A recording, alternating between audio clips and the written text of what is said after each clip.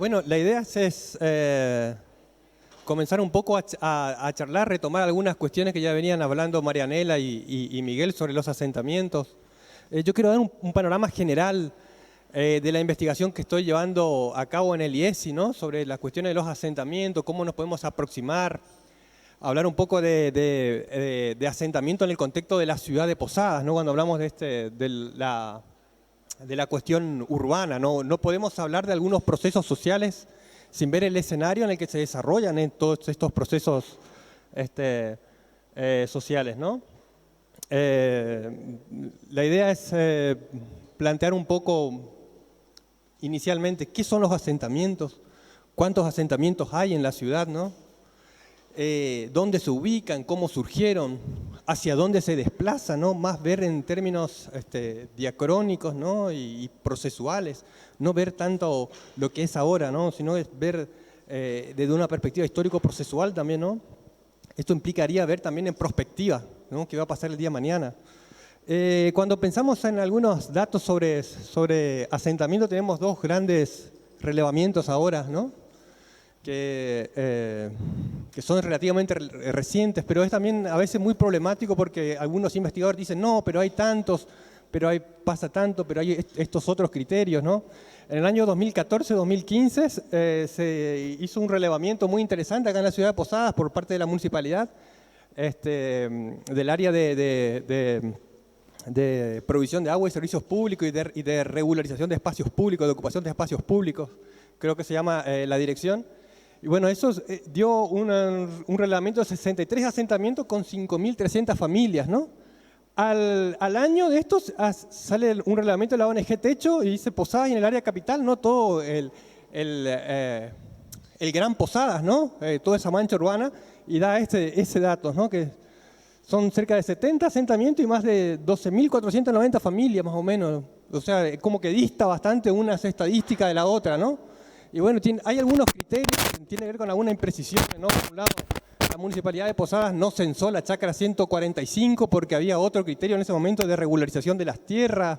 Muchas veces en uno de relevamientos aparece chacra 181 con 1.200 familias, pero salió el referente barrial nomás y dijo acá viven 1.200 familias y eso se tomó como datos. Y en otro relevamiento aparecen 450 familias y 2.250 habitantes, ¿no? Entonces son datos que no son tan precisos de uno u otro criterio. A veces pasa con que el criterio de identidad también de un asentamiento, ¿no? Acá dice, es el barrio, pero para verse la otra parte del asentamiento dice, no, acá somos tal. Le ponemos otro nombre y nos dividimos, ¿no? Así pasaron con muchos asentamientos en el sur. Entonces es como también una cifra que no la podemos ver gorda, quieta, redonda, ¿no? Estática, sino que se van movilizando, ¿no? De hecho, también está esta cuestión que planteaba hoy Miguel, ¿no? Que hay población que continuamente es flotante, ¿no? Que se van, que vienen, que venden las mejoras, gente que muere, gente que nacen, familias que se unen, ¿no? Otros grupos domésticos que surgen, etc. Otra de las cuestiones importantes, más en términos teóricos, que es para debatir, sobre todo hoy está muy en boga esto, ¿no? Y creo que es interesante prestarle atención. Cuando vemos algunas categorías que son polémicas como villas, asentamientos informales, barrios populares, chabolas, tugurios, etc. Una cantidad de categorías que aparecen en toda la literatura científica y que por ahí se comienzan a pelear un poco, ¿no? Es decir, de qué manera.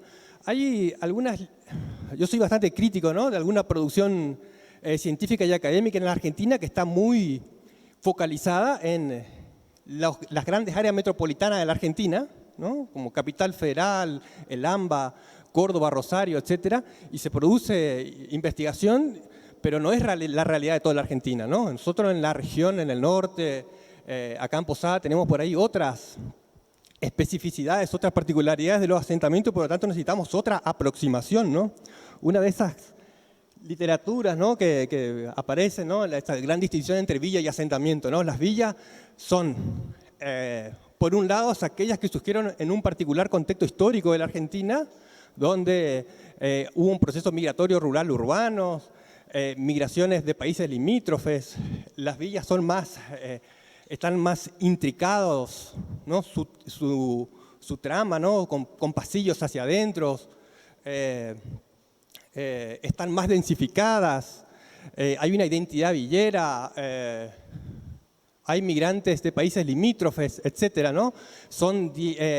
Su constitución es dilatada en el tiempo, ¿no? Y los asentamientos, por otro lado, como aparecen como más relativamente nuevos, ¿no? Hacia los años 76, 80 en Argentina, y ya hay más, no están mejor ubicados que las villas, que los asentamientos están más en las periferias, pero sí tienen una constitución endámero, ¿no? Respetan la cuadrícula, el amanzanamiento, esperan negociar con la planificación urbana, surge por medio de organizaciones de tomas colectivas programadas, ¿no? Tienen apoyos en organizaciones sociales. Hay todo un criterio, ¿no? para pensar estas categorías que aparecen como muy dicotómicas entre villas y asentamientos, que de hecho, digo, se produjeron muy pensando en lo que pasa en Buenos Aires, ¿no? Quizás nosotros aquí en Posadas tenemos una mixtura, ¿no? De una hibridez quizás entre villa y asentamientos, ¿no? A la hora de pensar, ¿no? Bueno, eso es como una cuestión que podemos después ir charlando un poco, ¿no?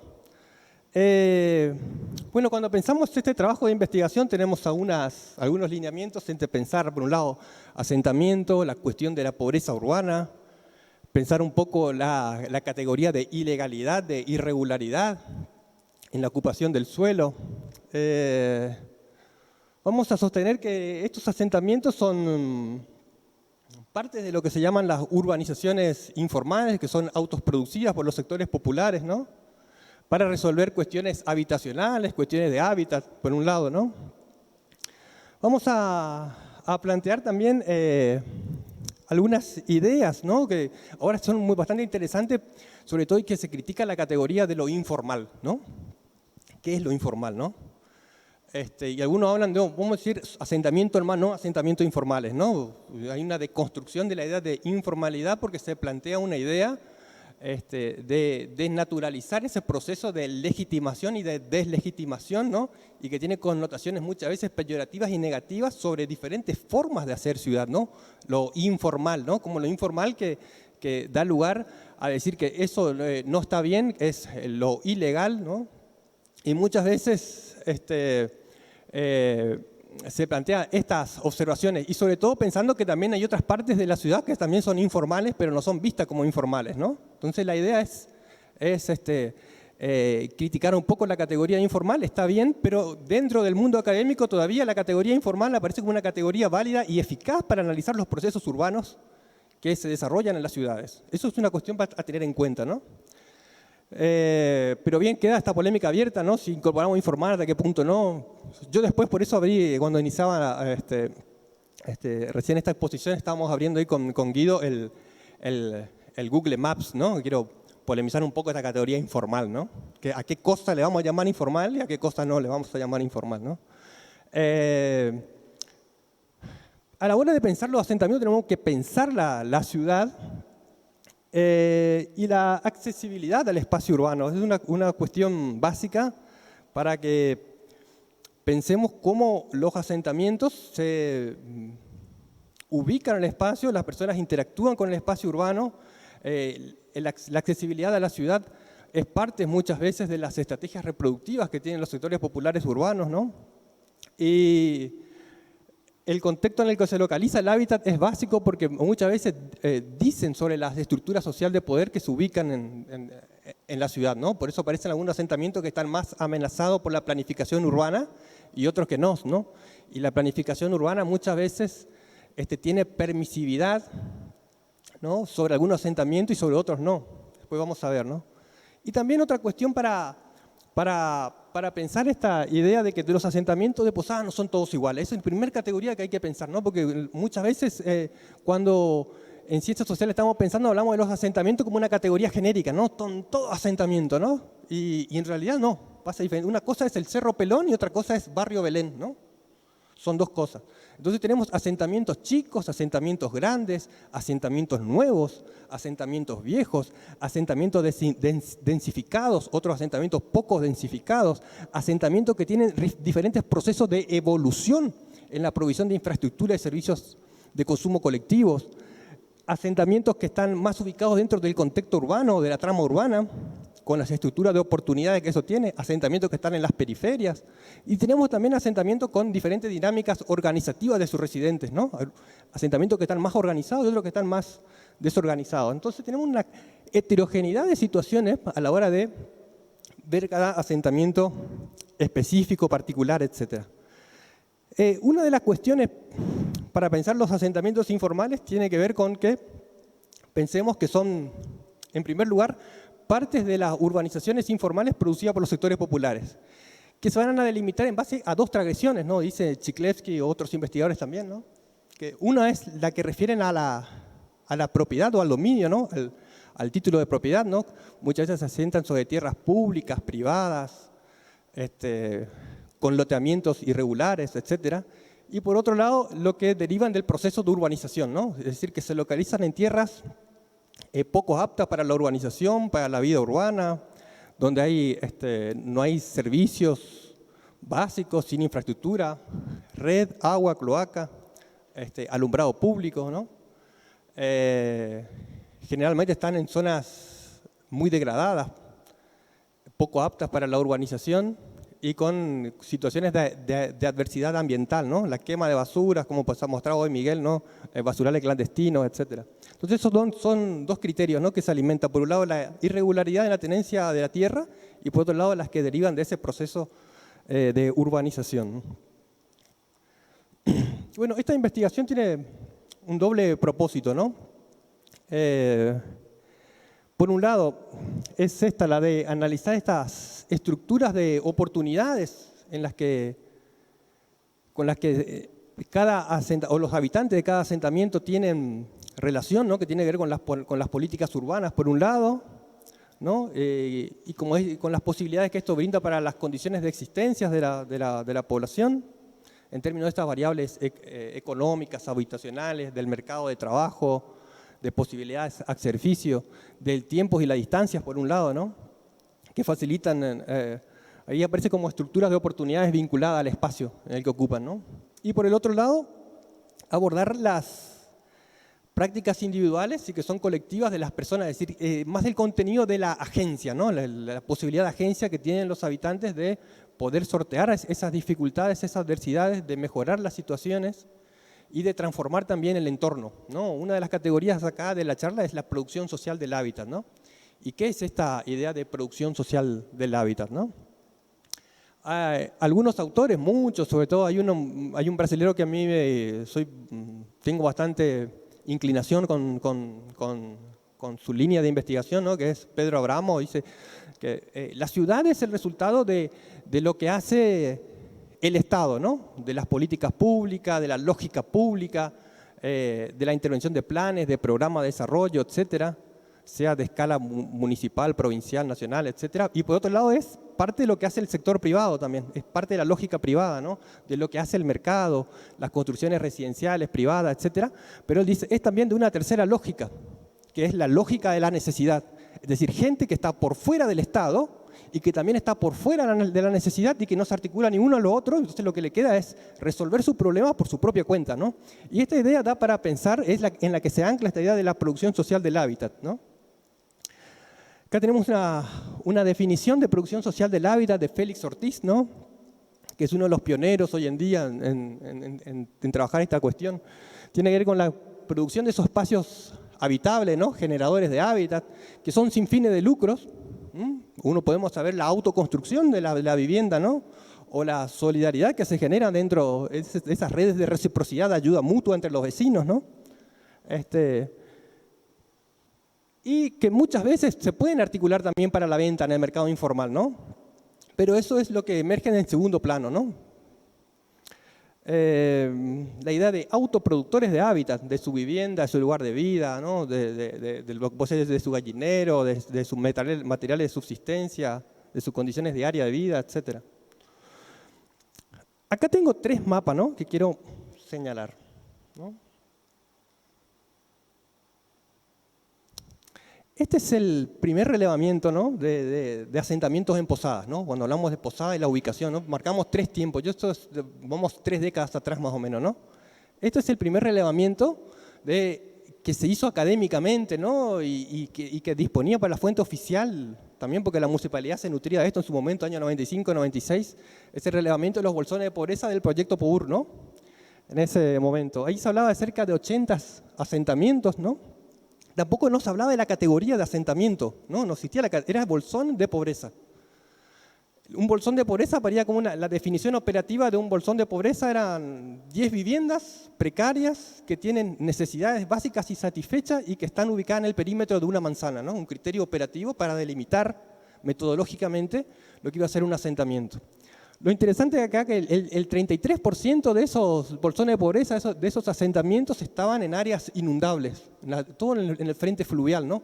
Y en áreas que hoy son revalorizadas, ¿no? Muchas que inclusive desaparecieron esas áreas, ¿no? Si ahí vemos, la ciudad de Posada tenemos como un salpicón, ¿no? De asentamiento, como muchos dicen esto se tejió de forma anárquica la ocupación del espacio urbano, ricos y pobres, ¿no? Había una mixtura social en la ocupación del espacio urbano y esto da lugar a pensar la categoría del derecho a la ciudad, como la que habla David Harvey o otros autores, ¿no? Esto ya es año 2011, ¿no? Un relevamiento que hizo la Municipalidad de Posadas de cara a la implementación del PEP, del Plan Estratégico Posadas 2022, ¿no? Que se desarrolló en paralelo a los efectos de Yacyretá, la culminación de las obras y la finalización del proceso de relocalización. Todas las áreas verdes costeras son las áreas revalorizadas del nuevo frente fluvial de Posadas, ¿no? Y vemos cómo quedó liberado toda aquella zona, ¿no? Si vemos el desplazamiento está más hacia el eje sur de la ciudad, hacia la periferia sur de Posadas, ¿no? Ahí estamos pensando en una categoría en Posadas para pensar a debatir esta idea de la segregación urbana, la segregación socioespacial, la diferenciación, ¿no? Bueno, y esto es más reciente, ahora año 2019, que mapeé esto para el libro que publiqué este año, ¿no? Construí esto en base a diferentes aportes, ¿no? De la municipalidad, de la ONG Techo, etcétera, que son aportes valiosos, ¿no? en cuanto a la localización y a la georreferenciación de los asentamientos, ¿no? Acá vemos como hay una expulsión más hacia la periferia sur-suroeste de la ciudad. Hay otro mapa que no tengo acá, pero que muestro como una correspondencia, ¿no? Entre los asentamientos y los conjuntos habitacionales, ¿no? Que tienen que ver como anillos en la medida en que van como van creciendo de acuerdo a la expansión de la trama urbana de Posadas, ¿no? Cada vez que la ciudad se va ampliando en su trama urbana, van surgiendo los asentamientos más en la periferia sur, con una mixtura de conjuntos habitacionales también, ¿no? Bueno, acá cuando analizamos Posadas no podemos dejar de hablar de una cuestión, ¿no? Que tiene que ver Yacyretá, ¿no? Cuando tenemos que describir a Posadas no podemos pasar por alto la impronta que el proyecto hidroeléctrico Yacyretá generó sobre esta cuestión procesual, ¿no? El análisis de la ubicación o de los patrones de ocupación del espacio urbano que han tenido los asentamientos, ¿no? Tenemos la primera etapa de la relocalización, ¿no? Que es esa etapa de la que todos conocemos, que hicieron primero la costanera acá en la zona central y después fueron avanzando, pero dentro de todo el borde fluvial, ¿no? Que es no solamente costanera, la costa panera, en todos los bordes y arroyos urbanos internos de la ciudad de Posadas, también que fueron población desplazada, ¿no? Con esto se generó otra categoría, los de barrios populares, ¿no? Muchas veces los grandes conjuntos habitacionales son barrios populares, ¿no? Esta segunda etapa que tiene que ver con el año 2010 más o menos, la revalorización, ¿no? Que comenzó toda la idea de la nueva dinámica inmobiliaria de Posadas, otros procesos de desplazamiento sin acción directa del Estado vía el mercado inmobiliario, ¿no? Y esta tercera etapa son estos asentamientos que persisten, ¿no? ¿Cuáles son los asentamientos que persisten, ¿no? Tiene que ver con estos nuevos asentamientos que antes no molestaban, que estaban ubicados en intersticio de la revalorización urbana, que quedaban desapercibidos en áreas muchas veces de no innovar. Yo digo no molestaban porque aparece como que no molestaban para la legislación, ¿no? Con cierta ironía, ¿no? Y que hoy aparecen, ¿no? En el discurso hegemónico de la construcción urbana aparecen asentamientos como que molestan, ¿no? Y hay muchos, ¿no? Y que se coinciden con las áreas del nuevo frente fluvial o las áreas de revalorización o de presión inmobiliaria, ¿no? Acá tengo otros dos mapitas, ¿no? Aparecen ser lo mismo, ¿no? Pues son diferentes, no son dos. Es quizás el mismo espacio, pero no es el mismo mapa, no es la misma zona, ¿no? Una zona radicalmente transformada, ¿no? Ahí tenemos lo que están sin pintar hacia adentro es, por un lado, 181 y 178, ¿no? Que son los que están todavía, ¿no? Y los que están todos pintados en amarillo completo son los asentamientos que fueron removidos. Quiero utilizar aquí, no solamente asentamientos, son barrios populares, etcétera. Ahí está El Brete, Pirapitá, Chacra 172, 175, 76, etcétera. Esto es más o menos al año 2002, ¿no? Esos asentamientos que fueron removidos, muchos saben dónde fueron ubicados todos, ¿no? Toda la periferia sur, ¿no? De la ciudad. Pero esta es la otra área, ¿no? La área nueva, ¿no? Por eso esta idea de los asentamientos que persisten, ¿no? Acá tenemos Chacra 178, la 181, ¿no? Que ya se habla mucho y hay diferentes mecanismos para la remoción de estos asentamientos, ¿no? Esta es un área de la Bahía del Brete, ¿no? A la hora de pensar la ciudad y la revalorización urbana, es un área de 33 hectáreas, ¿no? De grandes espacios públicos de alta calidad, donde hay una marcada identidad de clase ahora, ¿no? En algunos barrios aledaños, sobre todo el barrio Primavera, que es el que está en el Club Náutico Pirapitá, ¿no? Tenemos 2 playas, está la Bahía del Brete, espacios públicos de alta calidad ambiental, ¿no? En algunos casos. Hay una reserva urbana, ¿no? Esta reserva urbana de 5 hectáreas, ¿no? Ahí hay emprendimientos privados residenciales de alto valor y ubicados específicamente para personas de alto poder adquisitivo. Está cerca del centro, ¿no? A 10 minutos caminando, ¿no? Es el espacio de ocio por excelencia en la ciudad, ¿no? Entonces, estos asentamientos comienzan a ser vistos, ¿no? Como que deben ser solucionados. Se debe solucionar la idea de la propiedad del suelo en el que están, ¿no? Y muchas veces hay mecanismos del Estado por la regularización de la tierra, ¿no? A la 178 entró un mecanismo para liberar esa tierra al mercado formal inmobiliario, es hacer la regularización, pagar, generar un plan de pago para los habitantes, ¿no? O expropiar esa tierra y generar un programa público de desplazamiento, con lo cual esas tierras después quedan liberadas para la compra y venta en el mercado formal, ¿no? Y con esto avanza la idea de la ciudad legal por sobre la ciudad informal, ¿no? Son como categorías para ir pensando. Acá todos vemos que si la gente que circula por ahí, uno puede ver ahí, hay un emprendimiento de 360 millones de pesos, ¿no? La Torre Victoria Residence, ¿no? Del otro lado hay otra torre, de aquel lado otra torre, ¿no? Queda todo cerca, ¿no? Hoy hablaba cómo aparece la legislación urbana y algunos medios, ¿no? Cómo a veces cuando se conforma un asentamiento, una toma de tierras, ¿no? Aparece como algo que es espontáneo, rápido y que es permisivo, ¿no? Esto se construyeron, esto es del año 2011, ¿no? Después hay otra noticia, sí, el año 2013, etcétera. Pero en el sur de la ciudad como que se construyó, se dejó ahí, hasta el Estado llevó servicio. Cuando el Estado está extendiendo redes de servicio, de agua o de luz, etcétera, lo que está haciendo está legitimando la posesión de esas tierras, de alguna forma, ¿no? Porque está proveyendo bienes y servicios colectivos. Pero cuando no lo hace eso, no lo está legitimando. Entonces eso es un criterio, ¿no? En ese proceso se legitima la ocupación de determinados lugares de la ciudad, pero otros no. Por ejemplo, esto, de este año, ¿no? Que es Defensoría del Pueblo no interferirá en el desalojo de la familia Terreño Acieta. Y esto es frente a la Chacra 145 en el Arroyo Mártires, ¿no? Nuevamente esto coincide con ¿cuál? Donde no hay permisividad es el frente fluvial, el nuevo frente costero, es el nuevo waterfront, ¿no? Que es valorizado, etcétera. Ahí hay 62 hectáreas de una especie de parque que iban a hacer destinado a la educación ambiental, etcétera, ¿no?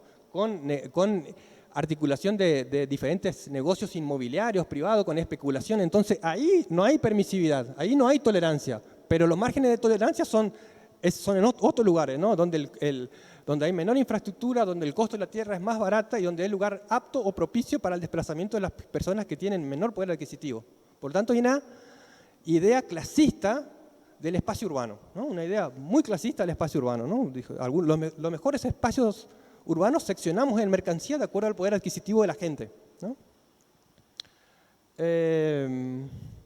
Bueno, en esta investigación yo quiero ir señalando, bueno, con Toto escribimos un artículo ahí que está en proceso de evaluación todavía, que nos señalaba un poco estas ideas, ¿no? De que tenemos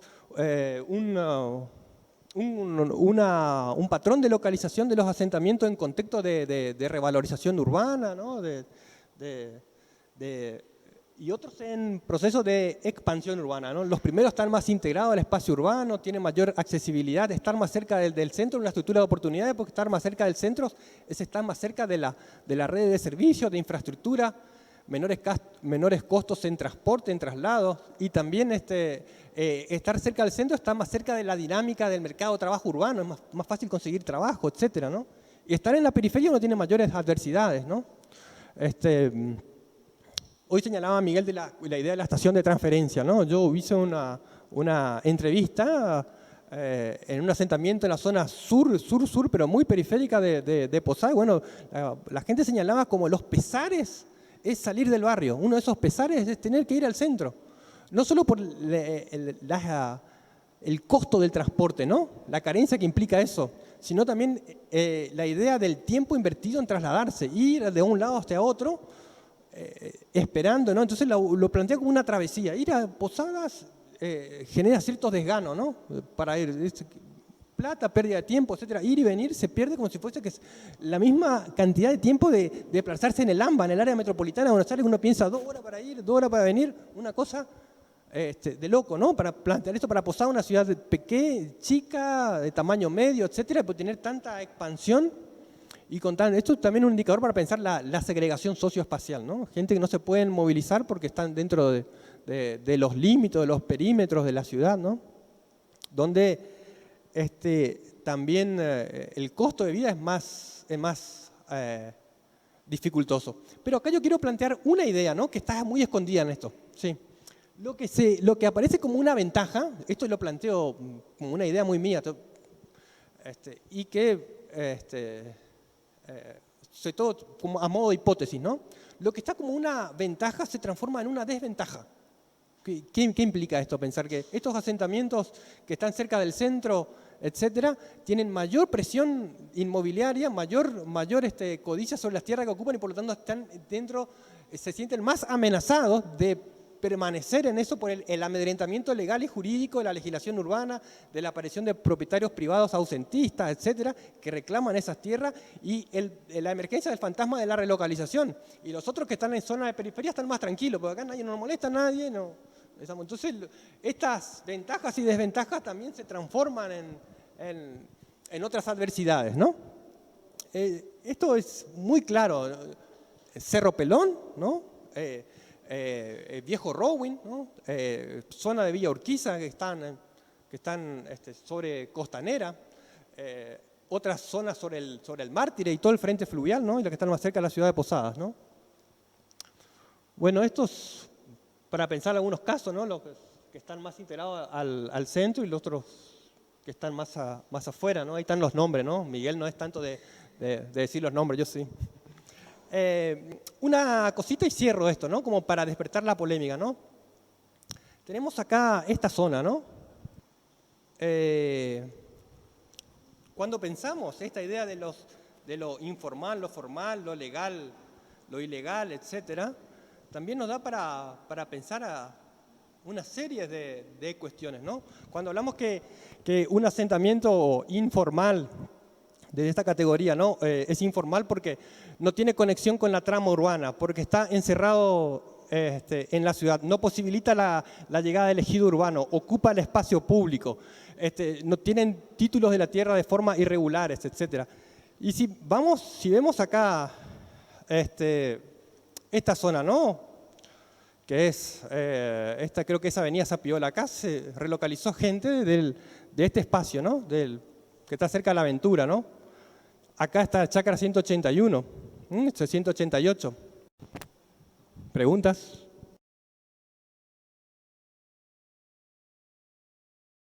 este proceso como gentrificación, ¿no? Que por ahí es muy polémico, tiene que ver con que se cambia el carácter social de determinada área y hay gente que se van y gente que vienen, ¿no? Y que se produce un aburguesamiento en la centralidad urbana, ¿no? Entonces, y una expulsión de la población pobre popular hacia las afueras, ¿no? de la ciudad. Pero esto también hay que tomarlo muy no tan así, ¿no? No tan mecánicamente. Muchas veces se generan enclaves de población de alto poder adquisitivo en zonas distanciadas de las centralidades, ¿no? Muchas experiencias.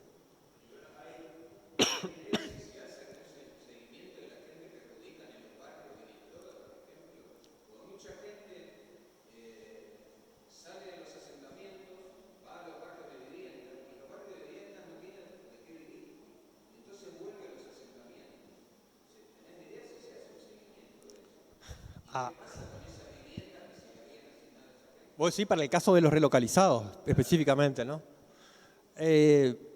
Yo creo que hay una desprolijidad en el seguimiento, ¿no? Porque para el caso de Yacyretá, están documentados muchos casos de esto, ¿no?